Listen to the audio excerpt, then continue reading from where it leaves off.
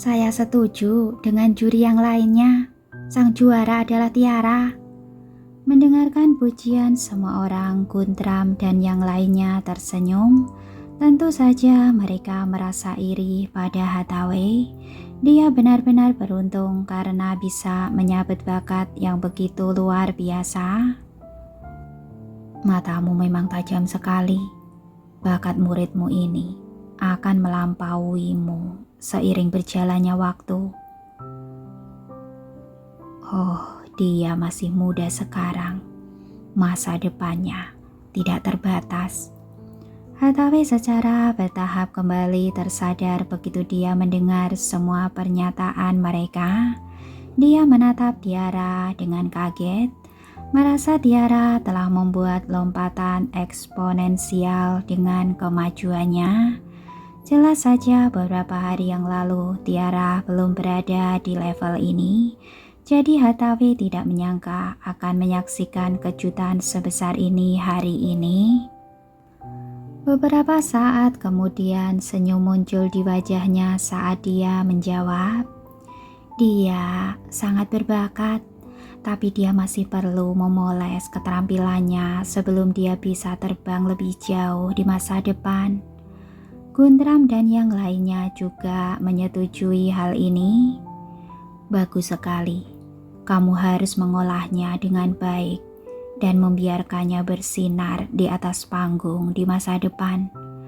Sementara itu, sang pembawa acara sudah memanggil seluruh peserta ke atas panggung sesuai dengan agenda. Sekarang, kami akan mengundang Nona Hathaway ke atas panggung untuk mengumumkan siapa juara kita. Mendengar ini, Hathaway berjalan dari kursi juri ke atas panggung. Dia menerima mikrofon yang diberikan oleh pembawa acara, lalu berjalan langsung ke arah Tiara dan tersenyum penuh kasih. Sekarang, saya secara resmi mengumumkan bahwa Tiara Romario telah memenangkan juara pertama dalam kompetisi ini dan sekarang dia menjadi pemimpin orkes Hathaway Philharmonic. Begitu dia mengatakan itu, riuh tepuk tangan terdengar di antara hadirin. Hathaway berbalik untuk memeluk Tiara saat dia memberi selamat padanya. Selamat. Terima kasih, Nona Hathaway. Tiara membalas pelukan Hathaway, air mata kebahagiaan berlinang di matanya. Dia akhirnya berhasil dan kerja kerasnya sebelumnya tidaklah sia-sia. Saat ini dia ingin segera mengabari Nico, namun dia menekan dorongan itu karena waktunya belum tepat. Berdiri di samping, Cindy menggetakkan giginya dengan kebencian saat melihat senyum bahagia Tiara. Kenapa bukan saya yang mendapatkan kesempatan ini? Dia tidak puas karena dia tahu di bagian mana dia lebih rendah daripada Tiara. Saya tidak menerima hasil ini. Akhirnya dia tak bisa menahan diri lagi, jadi dia berdiri dan bertanya kepada Guntram dan para juri lainnya. Jelas, kalian memuji saya karena bermain dengan sempurna dan juga keterampilan biola saya luar biasa. Mengapa dia yang akhirnya memenangkan tempat pertama? Di bagian mana saya lebih rendah darinya? Untuk sesaat suasana berubah hening. Itu mungkin karena tidak ada yang menduga akan ada orang yang mempertanyakan hasilnya. Hathaway bereaksi dan segera mengerutkan kening saat dia memarahi. Cindy Rose, mundur, jangan bersikap tidak sopan. Cindy tidak bergeming, dia menatap Hathaway dengan keras kepala. Nona Hathaway, saya hanya ingin tahu di mana letak kesalahan saya. Kenapa saya tidak sebaik dia? Setelah mengatakan itu, dia mengulurkan tangannya dan menunjuk ke arah Tiara. Wajah Hathaway tiba-tiba berubah suram saat diskusi meletus di antara para penonton. Bukannya sudah jelas, meskipun penampilan Cindy sangat bagus, masih ada beberapa kekurangan, tetapi penampilan Tiara persis seperti penampilan yang seharusnya itu sempurna. Saya juga berpikir begitu. Meskipun suara mereka pelan dengan jumlah orang yang berbicara, mereka terdengar nyaring secara bersamaan. Cindy mendengar ucapan mereka dan menatap kesal pada orang-orang yang mengatakannya. Saat ini Guntram berbicara atas nama penonton. Penampilanmu sangat bagus, tetapi permainanmu kurang terlihat alami. Akhirnya kamu kehilangan beberapa konsepsi artistik yang seharusnya dimiliki karya tersebut, seperti perasaan sihir. Cindy menggetakkan giginya saat dia ingin mengatakan sesuatu, tetapi sebelum dia bisa melanjutkan, Guntram menambahkan, "Apa kamu paham? Ketika saya mendengarkan kamu bermain, saya tidak merasakan apa-apa. Saya juga tidak merasa bahwa iblis sedang mendekat. Tak dapat disangkal kalau kamu punya keterampilan biola yang sangat baik, tetapi kamu kurang memiliki konsepsi artistik dan emosi." Begitu dia mengatakan ini, Cindy tak mampu berkata-kata dan pipinya yang tersipu. Setelah penilaian selesai, Hathaway mengundang Guntram dan yang lainnya untuk makan malam. "Tiara, ikutlah dengan kami." Dia menghentikan Tiara yang hendak pergi. Tiara tercengang namun dia tidak berani menolak. Bagaimanapun mereka semua adalah maestro. Yang lain menyaksikan Tiara dan Hathaway pergi merasa iri. Mereka ingin makan malam dengan orang penting itu juga. Hanya Cindy yang menatap punggung Tiara di kejauhan dengan tatapan ganas di matanya. Dia tidak akan pernah membiarkan masalah ini begitu saja. Di ruangan mewah itu Tiara duduk di sisi kiri Hathaway, Kathleen duduk di sisi lainnya. Di meja Guntram tersenyum pada Tiara. "Sebelumnya, Lois memujimu karena menjadi pemain biola yang hebat dan menurutnya memiliki masa depan yang menjanjikan. Awalnya saya tidak percaya, tetapi ketika saya melihatmu hari ini, saya percaya padanya sekarang." "Pak Guntram, Anda kenal Pak Lois?" Tiara terkejut. Tersenyum Guntram menjawab, "Saya bukan hanya mengenal dia, tetapi juga direktur musik dari Kristallin Philharmonic, direktur musik dari Rosenritter Philharmonic, dan yang lainnya. Semua orang ini bersama-sama merekomendasikan kamu kepada saya tadi malam." Mendengar nama-nama familiar itu, Tiara tertegun sejenak, lalu tertawa terbahak-bahak. "Bukankah itu orang-orang penting yang saya temui di bar tadi malam?" Dia tidak menyangka mereka akan mengingatnya. Ketika Hathaway, Kathleen, dan Sandy mendengar ini, mereka sangat kebingungan. Kapan Tiara bertemu begitu banyak maestro? Kathleen tidak menahan diri dan langsung bertanya, "Tiara, kapan kamu bertemu begitu banyak maestro?"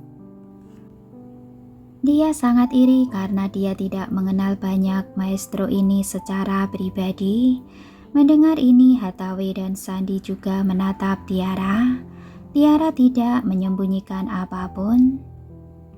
"Saya bertemu mereka di bar kemarin, dan bar itu milik Pak Lois." Dia menjelaskan secara singkat ciri-ciri dari bar tersebut. Kathleen merasa iri saat dia mendengarkan, jadi dia berkata dengan penuh teka-teki, "Tiara, kenapa kamu tidak memberitahu kami tentang tempat yang sebagus itu?"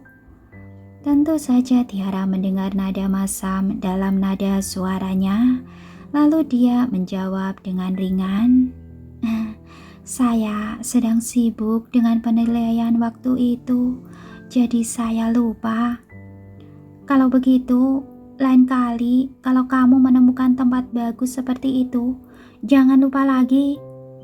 Kathleen dengan sengaja menunjukkan rasa jijik pada Tiara yang mengerutkan kening. Yang lain juga menyadari sesuatu dan senyum di wajah mereka sedikit memudar. Melihat ini, Hathaway menatap Kathleen dengan tatapan peringatan. Mari kita makan dengan benar. Kathleen sangat marah, namun dia menjaga sikap dan berhenti berbicara. Dia bahkan berpura-pura seolah tidak terjadi apa-apa dan meletakkan beberapa makanan di piring Tiara dan terus bertingkah seakan-akan mereka adalah teman baik. Namun Tiara tidak menyentuh makanan yang diberikan Kathleen padanya. Pada saat ini Hathaway menatap Tiara dengan kagum dan berkata sambil tersenyum, "Saya tidak menyangka kamu memiliki kesempatan seperti itu dan menemukan tempat yang bagus. Kamu harus bekerja lebih keras di masa depan dan jangan lupakan ekspektasi semua orang terhadapmu.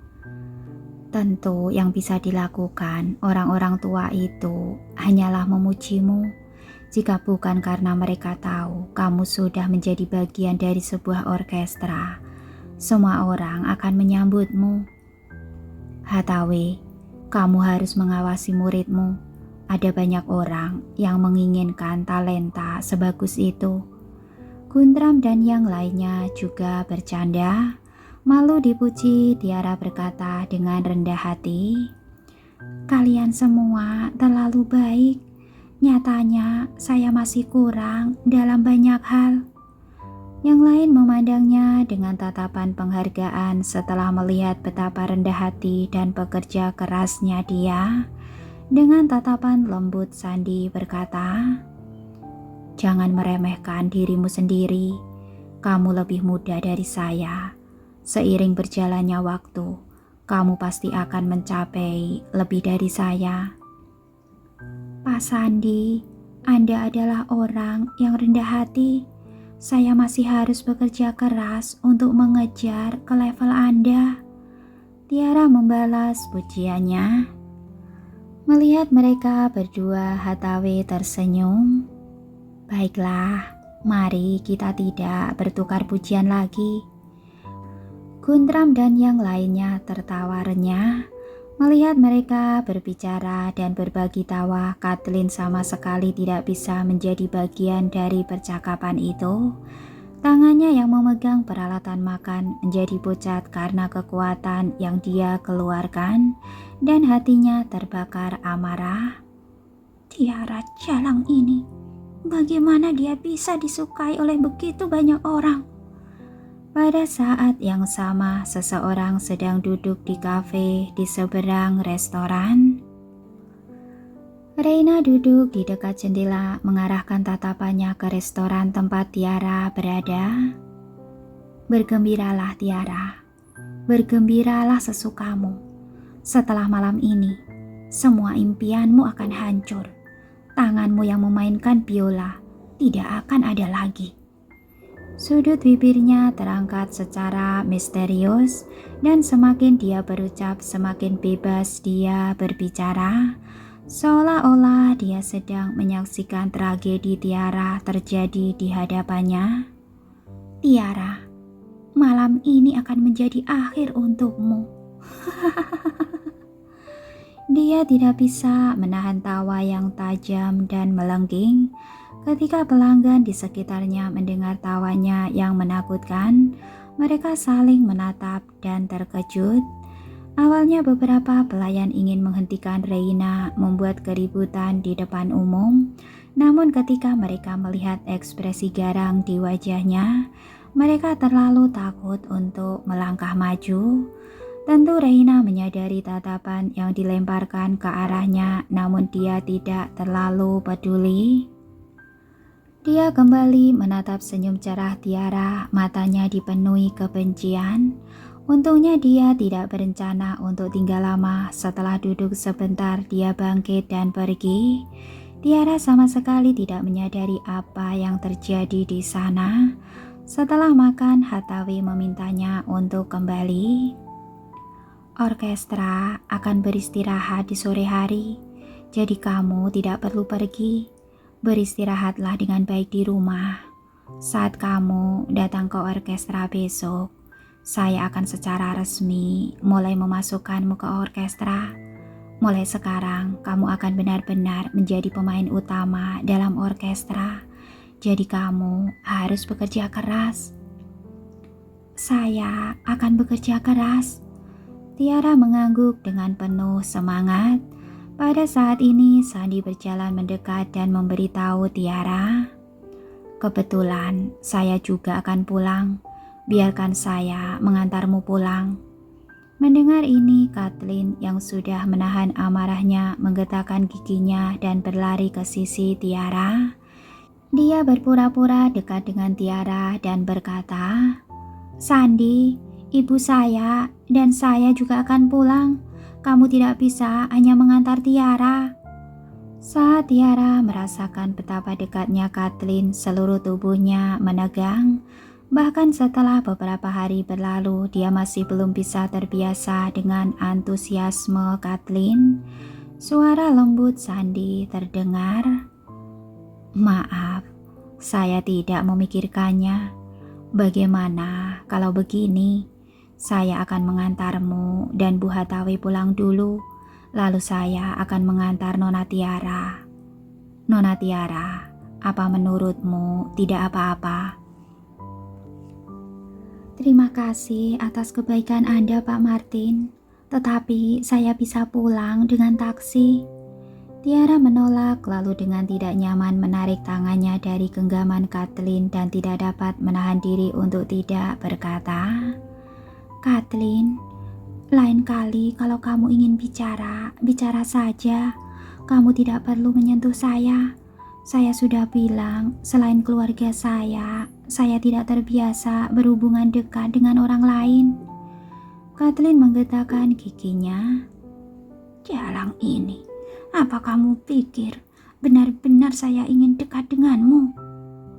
Meskipun dia sangat marah, dia tidak menunjukkannya, tetapi malah berkata dengan ceria, "Oke, saya akan mengingatnya lain kali." Setelah itu, dia berbalik dan menarik Sandy. "Sandy, karena Tiara tidak membutuhkanmu untuk mengantarnya, ayo pergi." Sandy merasa sedikit sedih, namun dia tidak menunjukkannya. Dia memberi Tiara anggukan sebelum pergi bersama Hathaway dan putrinya. Tiara menyaksikan mereka pergi menjauh sebelum mengalihkan pandangannya. Lalu dia dengan bersemangat mengeluarkan ponselnya untuk menghubungi Nico. Dia ingin berbagi kabar baik dengan Nico bahwa dia telah memenangkan penilaian. Namun Nico tidak menjawab telepon. Tak berdaya, Tiara hanya bisa menelpon adiknya. "Tiara, apa penilaiannya sudah selesai?" "Sudah berakhir." Melihat adiknya yang semakin tampan di layar ponselnya, Tiara tersenyum lega. "Saya memenangkan peringkat pertama, jadi saya akan menjadi pemain biola utama grup kedua di masa depan." Dia berbagi hasil penilaian dengan Pandu. Ketika Pandu mendengar ini, dia merasa sangat senang untuk saudara perempuannya. "Selamat Tiara, kamu selangkah lebih dekat dengan impianmu." Setelah berbicara dengannya sebentar, Tiara menutup telepon. Dia tidak menyimpan ponselnya, tetapi malah kembali menelpon Nico. "Maaf, nomor yang Anda tuju sedang tidak aktif." Mendengarkan suara robot di telepon, Tiara mengenyitkan kening dan mengakhiri panggilan. "Aneh, apa ponselnya kehabisan baterai? Atau apakah dia sedang sibuk?" Dia bergumam pada dirinya sendiri sambil menyimpan ponselnya, berencana untuk menelponnya nanti. Setelah meletakkan ponselnya, dia tidak naik taksi untuk pulang, melainkan pergi ke rumah Lois. Tiara bermaksud untuk memberitahu secara pribadi Lois mengenai kabar baik bahwa dia lulus penilaian. Terlepas dari itu, ini semua berkat Mbak Lois sehingga dia dapat berkembang dengan baik selama periode ini. Setelah sampai di Manor, Tiara dibawa ke bengkel Lois oleh para pelayan Manor. Bengkelnya luas dan cukup terang, ada banyak bahan reparasi biola yang tertata rapi di bengkel tersebut. Lois duduk di dekat jendela, mengenakan kacamata. Dia sedang memperbaiki biola sambil menghadap sinar matahari. Ketika dia mendengar suara langkah kaki, dia bertanya tanpa mengangkat kepalanya. "Bukankah hari ini adalah hari penilaianmu? Kenapa kamu datang ke sini dan menemui saya?" "Penilaian saya sudah selesai dan saya ingin memberitahumu tentang hasilnya." Saat Tiara berbicara, dia menarik pandangannya yang mengembara. Kemudian dia berjalan ke arah Lois dengan bibir melengkung membentuk sebuah senyuman. "Saya mendapat peringkat pertama dalam penilaian dan saya telah ditunjuk oleh Bu Hatawe untuk menjadi pemain biola utama di grup orkestra kedua." "Peringkat pertama? Itu sangat bagus. Kamu pantas mendapatkannya. Harus saya akui." Lois sama sekali tidak terkejut, sepertinya dia sudah memperkirakan hasil seperti itu. Setelah itu, dia melanjutkan tugas memperbaiki biola. Setelah melihat itu, Tiara juga tidak keberatan. Tersenyum lebar, dia mengungkapkan rasa terima kasihnya kepada Lois. "Terima kasih." Begitu dia selesai berterima kasih padanya, dia tidak bisa tidak bertanya lagi. "Bisakah saya tetap mampir ke bar di masa depan?" "Bar selalu menyambut kedatanganmu." Lois tidak menolaknya. Mendengar itu, Tiara tersenyum lebih lebar. Hanya saja sebelum dia bisa berbicara lagi, suara mendesak Lois terdengar di telinganya. "Oke, kamu sudah menyampaikan kabar baiknya. Pergilah, kalau kamu tidak punya urusan lain di sini. Kamu menghalangi cahaya saya dengan tetap di sini." "Kalau begitu, saya akan memberi jalan pada cahaya." Tiara dengan patuh melangkah ke samping. Dia belum merasa ingin pergi karena dia ingin melihat bagaimana Lois biasanya memperbaiki biola. "Saya ingin mengamati dan belajar." Meskipun Lois memiliki watak yang unik, Tiara tetap merasa bahwa dia adalah orang yang baik setelah bergaul dengannya beberapa saat. Dari sudut matanya, Lois melihat Tiara berdiri di sampingnya dengan patuh dan bijaksana. Oleh karena itu, dia mengangkat kepalanya dan bertanya sambil mengangkat alisnya.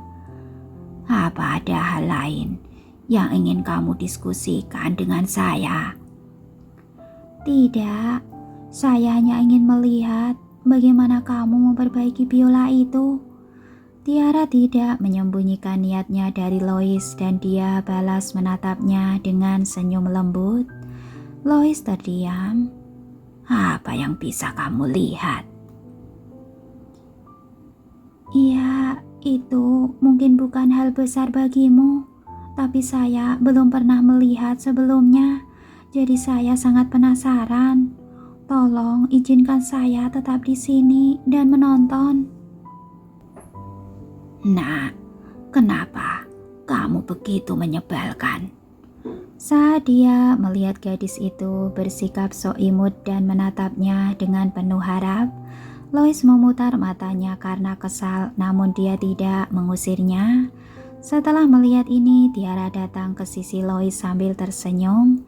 Dia membantu menyerahkan bahan-bahan dan berkata sambil tersenyum, Saya rasa saya mungkin bisa membantumu di masa depan jika saya bisa menguasainya. Kamu? Lois mendengus dingin, kemudian dia melihat Tiara dari atas ke bawah. Dengan tatapan menghina di matanya, dia menambahkan, "Kamu tidak menyebabkan masalah untuk saya, adalah berkah bagi saya."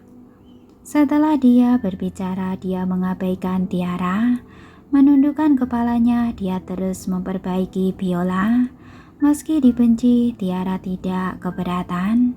Tanpa mengganggu Lois menjalankan tugasnya, Tiara berdiri di samping dan memperhatikan.